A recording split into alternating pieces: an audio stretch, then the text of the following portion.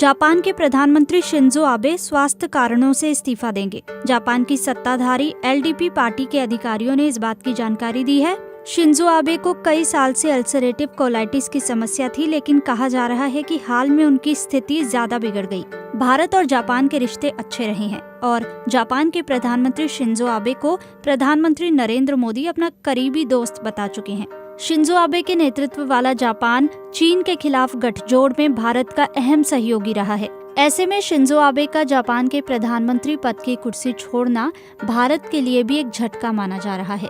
Japan के public broadcaster NHK ने कहा कि 65 साल के आबे अपनी सेहत के चलते अपनी सरकार के लिए परेशानियां खड़ी करने से बचना चाहते हैं। सोमवार को ही शिंजो आबे जापान के सबसे लंबे समय तक पीएम रहने का रिकॉर्ड तोड़ चुके थे।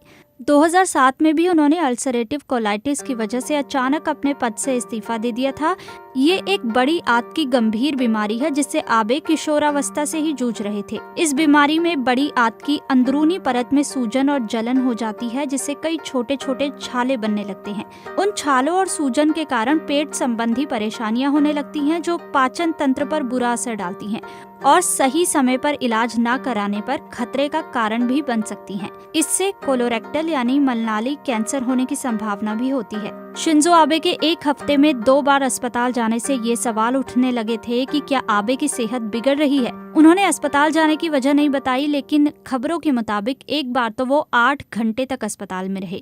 उनकी सत्ताधारी लिबरल डेमोक्रेटिक पार्टी यानी एलडीपी के अधिकारियों ने पहले इस्तीफा देने की अटकलों को खारिज किया था और कहा था कि प्रधानमंत्री की सेहत ठीक है।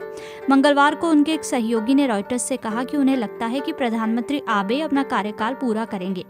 एलडीपी में टैक्स पैनल के प्रमुख अकीरा अमीरा ने इस बात को खारिज किया कि प्रधानमंत्री आम चुनाव कराने के लिए जल्द संसद के निचले सदन को भंग करेंगे। उन्होंने कहा कि फिलहाल चुनाव नहीं होगा।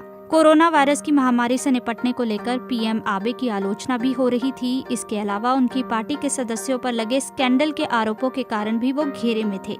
कोरोना वायरस की महामारी के कारण जापान की अर्थव्यवस्था की हालत ऐतिहासिक रूप से निचले स्तर पर है। पीएम आबे ने वादा किया था कि वो अर्थव्यवस्था को पटरी पर लाएंगे। आबे के काम न कर पाने की स्थिति में क्या होगा? जापान के कानून के तहत अगर आबे अपनी भूमिका निभाने में असमर्थ हैं, तो एक अस्थायी प्रधानमंत्री नियुक्त किया जा सकता है, जिसके पद पर बने रहने की कोई सीमा तय नहीं है।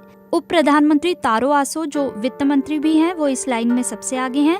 उनके बाद chief cabinet secretary Yoshihide Suga आते हैं। कार्यकारी प्रधानमंत्री आकस्मिक चुनाव का ऐलान नहीं कर सकते हैं, लेकिन जब तक नए पार्टी नेता और प्रधानमंत्री का चुनाव नहीं होता, तब तक वो संधियों और बजट जैसे अन्य मसलों पर लीड ले सकते हैं।